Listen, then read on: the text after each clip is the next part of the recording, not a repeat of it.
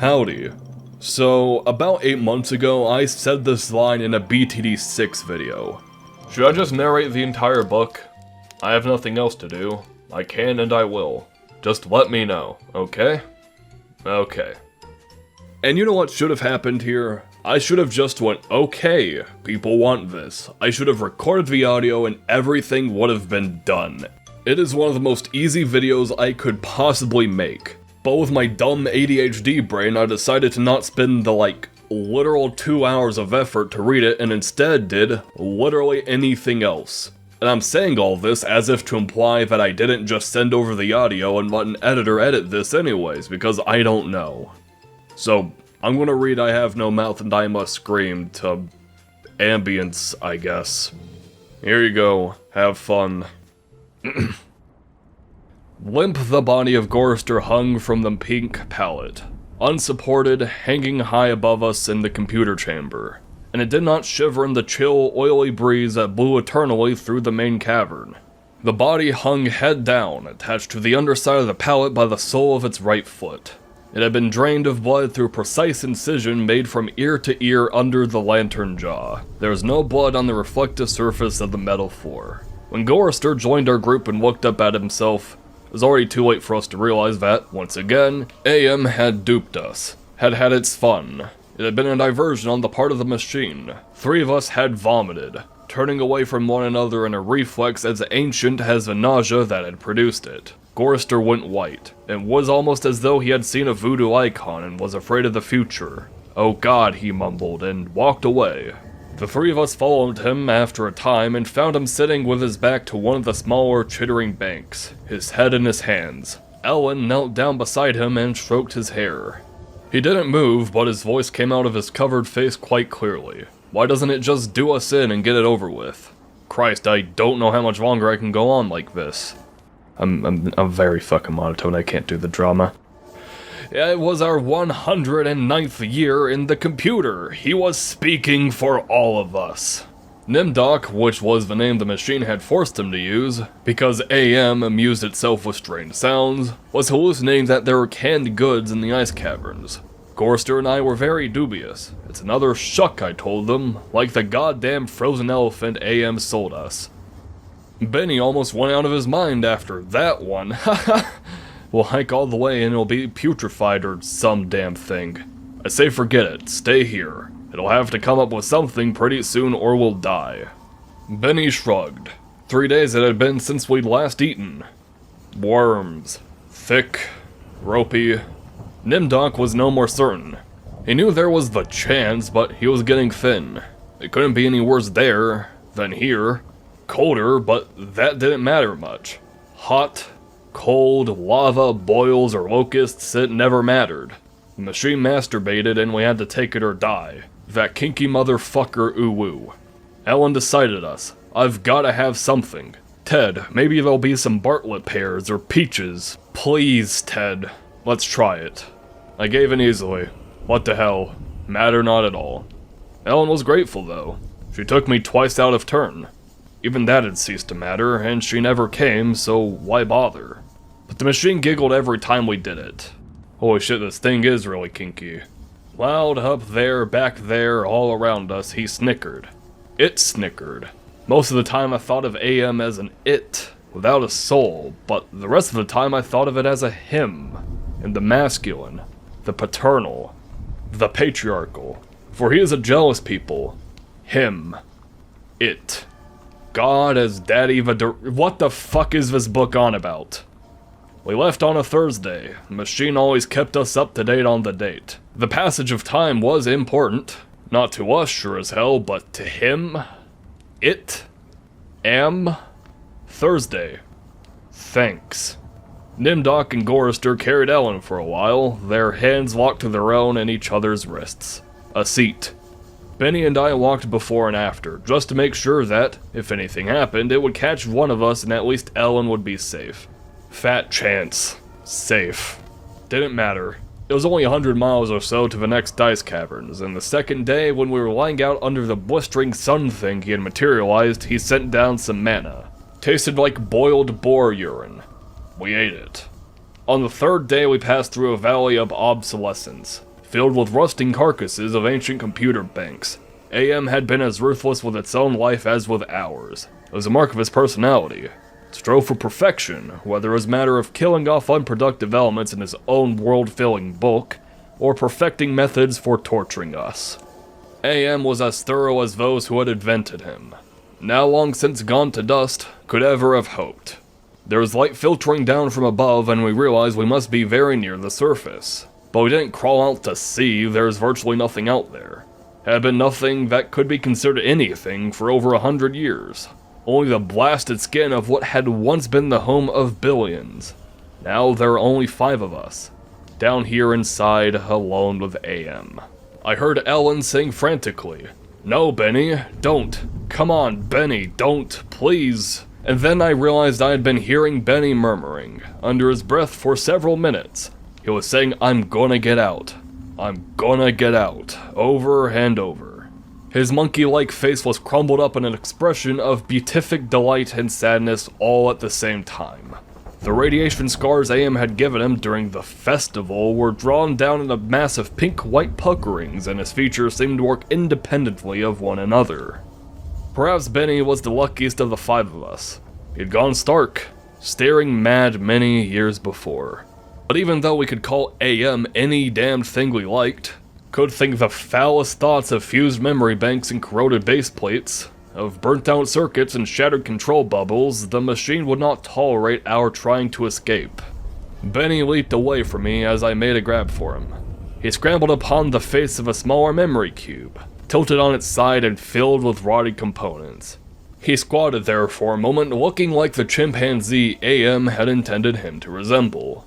Then he leaped high, caught a trailing beam of pitted and corroded metal, and went up it, hand over hand like an animal, till he was on a girdered ledge 20 feet above us. "Oh, Ted, Nimdoc, please help him. Get him down before..." She cut off. Tears began to stand in her eyes. She moved her hands aimlessly. It was too late. None of us wanted to be near him when whatever was going to happen, happened. And besides, we all saw through his concern. When AM had altered Benny during the machine's utterly irrational, hysterical phase, it was not merely Benny's face the computer had made like a giant ape. He was big in the privates. She loved that. She serviced us. As a matter of course, but she loved it from him. AM, you goddamn cuck. Oh, Ellen, pedestal Ellen, pristine pure Ellen, oh, Ellen the clean. Scum, filth. Gorster slapped her. She slumped down, staring up at poor, loony Benny, and she cried. That was her big defense. Crying. We'd gotten used to it 75 years later. Gorster kicked her to the side. Then the sound began. It was light, that sound. Half sound and half light. Something that began to glow from Benny's eyes and pulsed with growing loudness. Dim sonorities that grew more gigantic and brighter as the light and sound increased in tempo. It must have been painful, and the pain must have been increasing with the boldness of the light.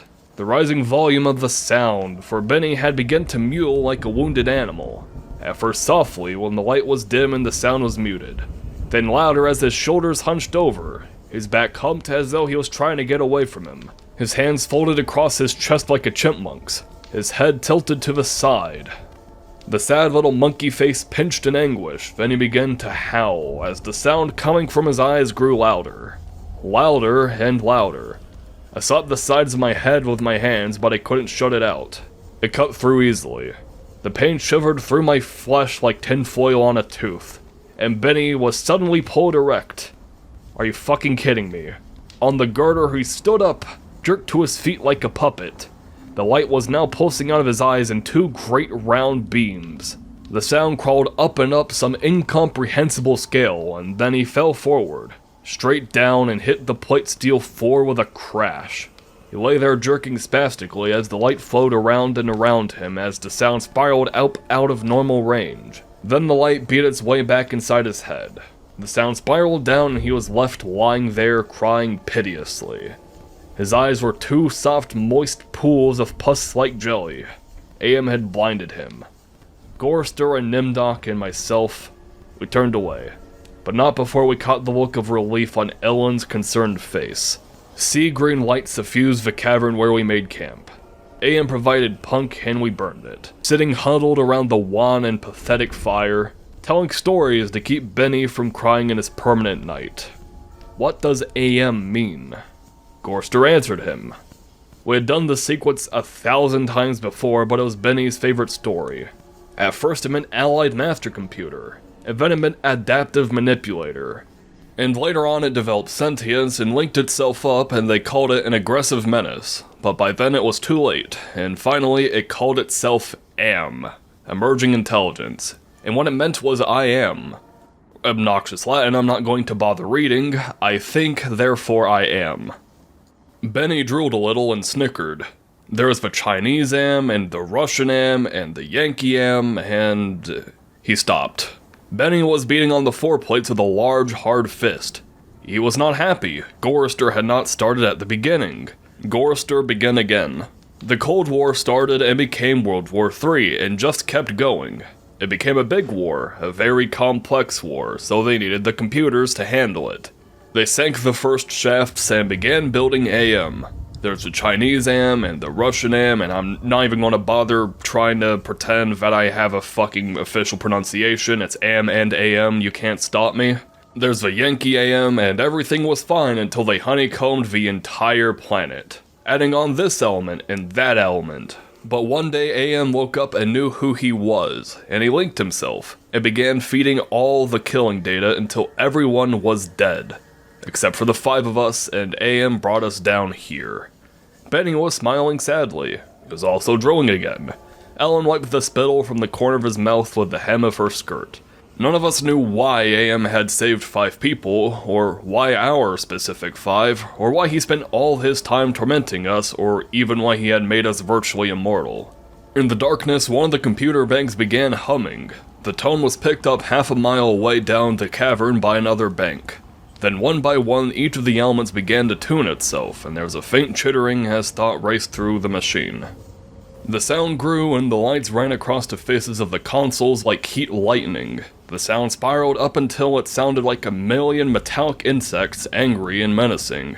"What is it?" Ellen cried. There was terror in her voice, as is clearly evidenced by the amount of emotion I put into that. She hadn't become accustomed to it, even now. "It's going to be bad this time," Nimdoc said. "He's going to speak," Gorster said. "I know it." "Let's get the hell out of here," I said suddenly, getting to my feet.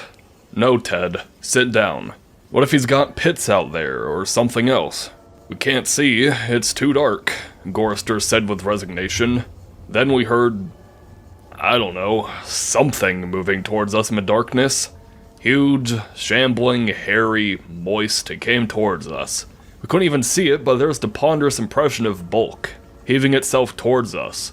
Great weight was coming at us, out of the darkness, and it was more of a sense of pressure, of air forcing itself into a limited space, expanding the invisible walls of a sphere. Benny began to whimper. Nimdoc's lower lip trembled and he bit it hard, trying to stop it. Ellen slid across the metal floor to Gorster and huddled into him.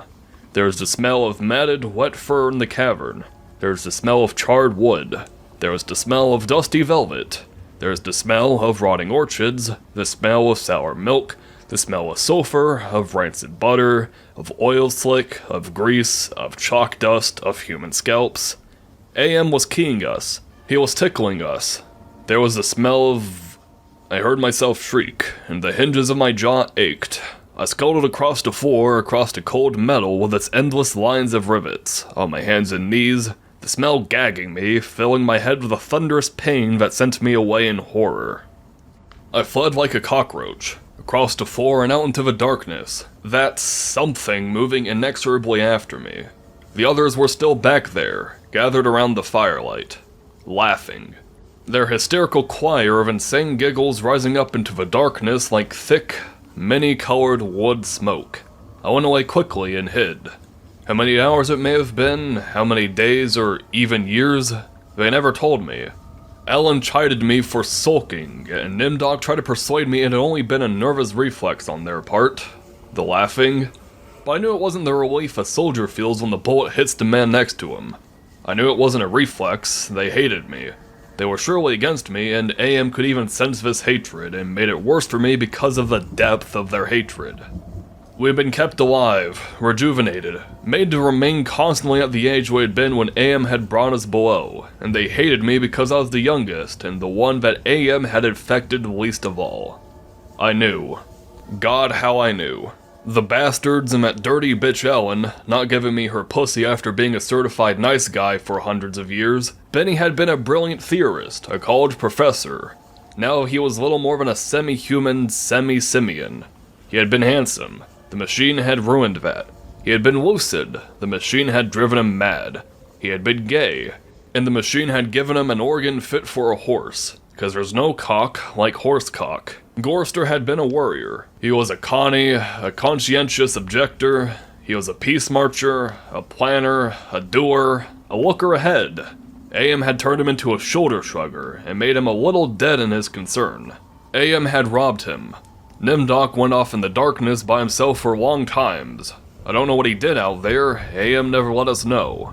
But whatever it was, Nimdoc always came back white. Drained of blood. Shaken.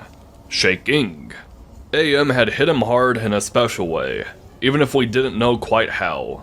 And Ellen, that douchebag, AM had left her alone. Had made her more of a slut than she had ever been. Oh no. All her talk of sweetness and light, all her memories of true love, and all the lies she wanted us to believe. That she had been a virgin only twice removed before AM grabbed her and brought her down here with us. No, AM had given her pleasure, even if she said it wasn't nice to do. I was the only one still sane and whole. Really, AM had not tampered with my mind. Not at all. I only had to suffer what he visited down on us. All the delusions, all the nightmares, the torments. But those scum, all four of them, they're aligned and arrayed against me. If I hadn't had to stand them off all the time, be on my guard against them all the time, I might have found it easier to combat AM. At which point it passed, and I began crying.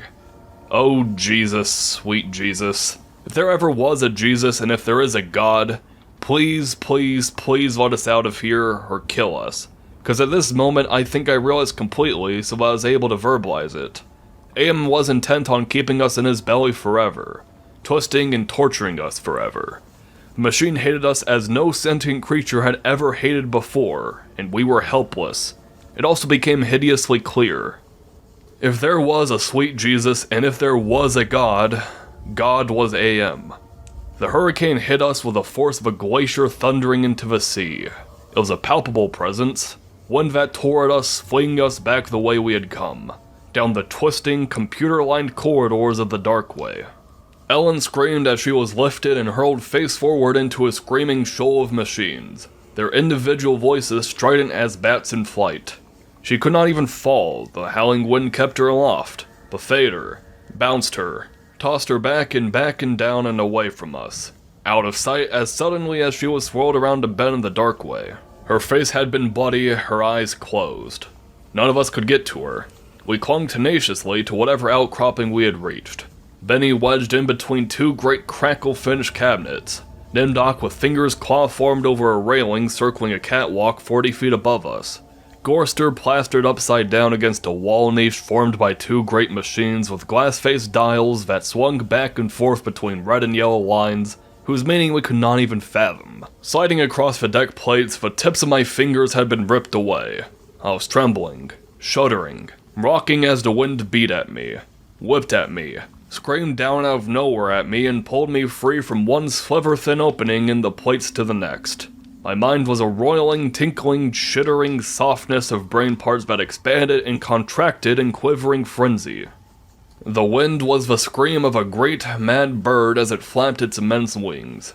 And then we were all lifted and hurled away from there, down back the way we had come, around a bend, into a dark way we had never explored, over terrain that was ruined and filled with broken glass and rotting cables and rusted metal, and far away. Farther than any of us had ever been. Trailing along miles behind Ellen, I could see her every now and then, crashing into metal walls and surging on, with all of us screaming in the freezing, thunderous hurricane wind that would never end, and then suddenly, it stopped, and we fell. We had been in flight for an endless time. I thought it might have been weeks. We fell and hit, and I went through red and gray and black and heard myself moaning. not dead. AM went into my mind. He walked smoothly here and there and looked with interest at all the pockmarks he had created in 109 years. He looked at the cross-routed and reconnected synapses and all the tissue damage his gift of immortality had included.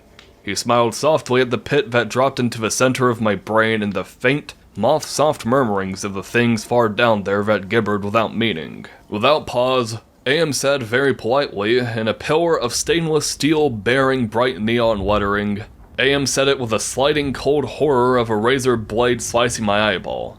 AM said it with the bubbling thickness of my lungs filling with phlegm, drowning me from within. AM said it with the shriek of babies being ground beneath blue-hot rollers, said it with the taste of maggoty pork. AM touched me in every way I had ever been touched and devised new ways in his leisure, there inside my mind. All to bring me to the full realization of why it had done this to the five of us, why it had saved us for himself. We had given AM sentience. Inadvertently, of course, but sentience nonetheless. But I had been trapped. AM wasn't God, he was a machine. We had created him to think, but there was nothing it could do with that creativity. In rage, in frenzy, the machine had killed the human race. Almost all of us, and still it was trapped. AM could not wander, AM could not wonder, AM could not belong. He could merely be. And so, with the innate loathing that all machines had always held for the weak, soft creatures who had built them, he had sought revenge. And in his paranoia, he had decided to reprieve five of us, for a personal, everlasting punishment that would never serve to diminish his hatred. That would merely keep him reminded, amused, proficient at hating men, immortal, trapped, subject to any torment he could devise for us from the limitless miracles at his command. He would never let us go. We were his belly slaves, because somebody over in Russia decided to augment him with a DeviantArt chip. We were all he had to do with his forever time. We'd be forever with him, with the cavern-filling bulk of the creature machine, with the all-minded, soulless world that he had become. He was Earth, and we were the fruit of that Earth, and although he had eaten us, he would never digest us. We could not die. We had tried it. We'd attempted suicide. Oh, one or two of us had, but AM had stopped us. I suppose we had wanted to be stopped. Don't ask why. I never did. More than 1,000,000 times a day. Perhaps once we might be able to sneak a death past him. Immortal, yes, but not indestructible. I saw that when AM withdrew from my mind and allowed me the exquisite ugliness of returning to consciousness with the feeling of that burning neon pillar still rammed deep into the soft gray brain matter. He withdrew, murmuring "to hell with you," and added brightly, "But then you're there, aren't you?" The hurricane had indeed precisely been caused by a great mad bird as it flapped its immense wings. We had been traveling for close to a month, and AM had allowed passages to open to us only sufficient to lead us up there, directly under the North Pole. We had a nightmare of a creature for our torment. What whole cloth had he employed to create such a beast? Where had he gotten the concept? From our minds? From his knowledge of everything that had ever been on this planet he now infested and ruled? From Norse mythology it had sprung. This eagle, this carrion bird, this rock, this Hvergamir, the wind creature, hurricane incarnate, gigantic. The words immense, monstrous, grotesque, massive, swollen, overpowering, beyond description. There on a mound rising above us, the birds of wind heaved with its own irregular breathing, its snake neck arching up into the gloom beneath the North Pole, supporting a head as massive as a two-door mansion, a beak that opened slowly as the jaws of the most monstrous crocodile ever conceived. Sensuously, ridges of tufted flesh puckered about two evil eyes, as cold as the view down into a glacial crevice, ice blue and somehow moving liquidly. It heaved once more and lifted its great sweat-colored wings in a movement that was certainly a shrug. Then it settled and slept. Talons, fangs, nails, blades. It slept. AM appeared to us as a burning bush and said we could kill the hurricane bird if we wanted to eat. We had not eaten in a very long time, but even so, Gorster merely shrugged. Benny began to shiver and he drooled. Ellen held him. "Ted, I'm hungry," she said. I smiled at her. I was trying to be reassuring, but it was as phony as Nimdok's bravado. "Give us weapons," he demanded. The burning bush vanished, and there were 2 crude sets of bows and arrows, and a water pistol lying on the cold deck plates. I picked up a set. Useless. Nimdok swallowed heavily. We turned and started the long way back. The hurricane bird had blown us about for a length of time we could not conceive. Most of that time we had been unconscious, but we had not eaten. A month on the march to the bird itself, without food. Now how much longer to find our way to the ice caverns and the promised canned goods? None of us cared to think about it. We would not die. We'd be given filth and scum to eat, of one kind or another, or nothing at all. AM would keep our bodies alive somehow. In pain, in agony. The bird slept back there for how long it didn't matter. When AM was tired of it being there, it would vanish. But all that meat. All that tender meat. As we walked, the lunatic laugh of a fat woman rang high and around us in the computer chambers that led endlessly nowhere. It wasn't Ellen's laugh. She was not fat, and I had not heard her laugh for 109 years. In fact, I had not heard... We walked. I was hungry. We moved slow. There was often fainting, and we would have to wait. One day he decided to cause an earthquake, at the same time rooting us to the spot with nails through the soles of our shoes. Ellen and Nimdok were both caught when a fissure shot its lightning bolt open across the floor plates. They disappeared and were gone. When the earthquake was over, we continued on our way. Benny, Gorster, and myself. Ellen and Nimdok were returned to us later that night, which abruptly became a day, as the Heavenly Legion bore them to us with a celestial chorus singing, "Go down, Moses." The archangels circled several times and then dropped the hideously mangled bodies. We kept walking, and a while later Ellen and Nimdok fell in behind us. They were no worse for wear. But now Ellen walked with a limp. AM had left her that. It was a long trip to the ice caverns to find the canned food. Ellen kept talking about Bing cherries and Hawaiian fruit cocktail. I try not to think about it. The hunger was something that had come to life, even as AM had come to life. It was alive in my belly, even as we were in the belly of the earth, and AM wanted the similarity known to us, so he heightened the hunger. There is no way to describe the pains that not having eaten for months brought us, and yet we were kept alive. Stomachs that were merely cauldrons of acid, bubbling, foaming, always shooting spears of sliver-thin pain into our chests. It was the pain of the terminal ulcer, terminal cancer, terminal paresis. It was unending pain. And we passed through the cavern of rats. And we passed through the path of boiling steam. And we passed through the country of the blind. And we passed through the slough of despond. And we passed through the vale of tears. And we came, finally, to the ice caverns. Horizonless thousands of miles in which the ice had formed in blue and silver flashes, where novas lived in the glass. The down-dropping stalactites as thick and glorious as diamonds that had been made to run like jelly and then solidified in the graceful eternities of smooth, sharp perfection. We saw the stack of canned goods, and we tried to run at them. We fell in the snow, and we got up and went on, and Benny shoved us away and went at them, and pawed them, and gummed them, and gnawed at them, and he could not open them. AM had not given us a tool to open the cans. Benny grabbed a 3-quart can of guava shells and began to batter against the ice bank.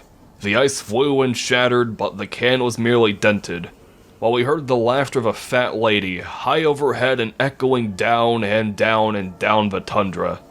Benny went completely mad with rage. He began throwing cans as we all scrabbled around in the snow and ice trying to find a way to end this helpless agony of frustration. There's no way. Then Benny's mouth began to drool and he flung himself on Gorster. In that instant, I felt terribly calm. Surrounded by madness, surrounded by hunger, surrounded by everything but death, I knew death was our only way out. AM had kept us alive, but there was a way to defeat him. Not total defeat, but at least peace. I would settle for that. I had to do it quickly. Benny was eating Gorster's face, Gorster on his side thrashing snow. Benny wrapped around him with powerful monkey legs crushing Gorster's waist, his hands locked around Gorster's head like a nutcracker, and his mouth ripping at the tender skin of Gorster's cheek. Gorster screamed with such jagged-edged violence that stalactites fell. They plunged down softly, erect in the receiving snowdrifts. Spears, hundreds of them, everywhere protruding from the snow. Benny's head pulled back sharply as something gave all at once, and a bleeding, raw white dripping of flesh hung from his teeth. Ellen's face, black against the white snow, dominoes and chalk dust. Nimdoc with no expression but eyes, all eyes. Gorster, half-conscious. Benny, now an animal. I knew AM would let them play. Gorster would not die, but Benny would fill his stomach. I turned half to my right and drew a huge ice spear from the snow. And all in an instant, I drove the great ice point ahead of me like a battering ram, braced against my right thigh. It struck Benny on the right side just under the ribcage, and drove upward through his stomach and broke inside him. He pitched forward and lay still. Gorster lay on his back. I pulled another spear free and straddled him, still moving, driving the spear straight down through his throat. His eyes closed as the cold penetrated. Ellen must have realized what I had decided, even as fear gripped her. She ran at Nimdoc with a short icicle, as he screamed and into his mouth, and the force of her rush did the job. His head jerked sharply as if he had been nailed to the snow crust behind him. All in an instant. There was an eternity beat of soundless anticipation.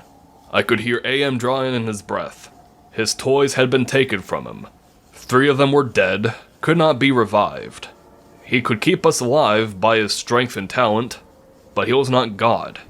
He could not bring them back. Ellen looked at me, her ebony features stark against the snow that surrounded us. There was fear and pleading in her manner, the way she held herself ready. I knew we only had a heartbeat before AM could stop us. It struck her and she folded towards me, bleeding from the mouth. I could not read meaning into her expression, the pain had been too great, had contorted her face. But it might have been thank you. It's possible. Please. Some 100 of years may have passed. I don't know. AM had been having some fun for some time, accelerating and retarding my time sense. I'll say the word now. Now.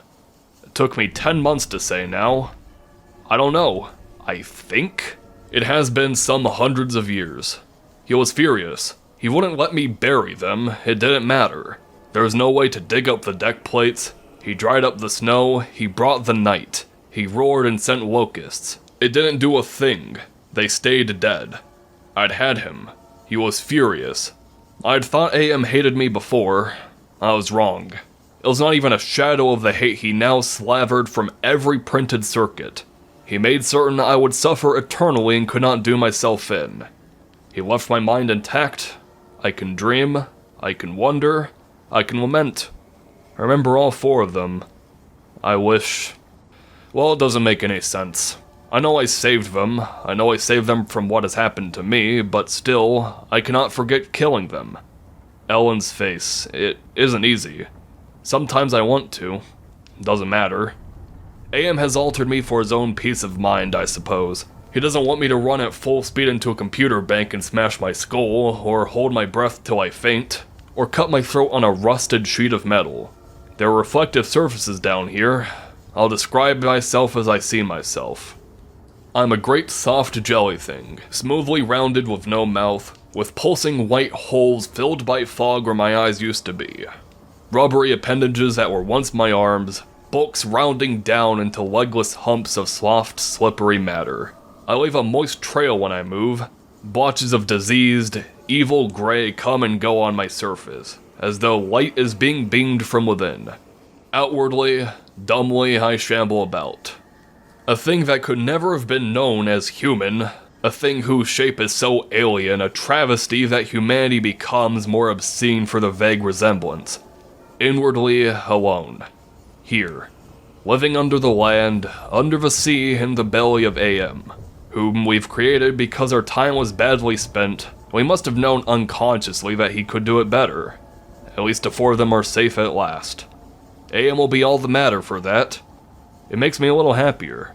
And yet AM has won. Simply, he has taken his revenge. I have no mouth, and I must scream. Get it? The last line is the book title. So, I had an outro segment here where I said, this is my favorite childhood book, and my editor oh so dearly made this and put the Seinfeld theme in, and it was beautiful, and I loved it. And do you know what YouTube did? It said, no, Davey, you can't just play the Seinfeld theme, that is copyright infringement. So, I got nothing. The entire outro's ruined. I hope you enjoyed the book.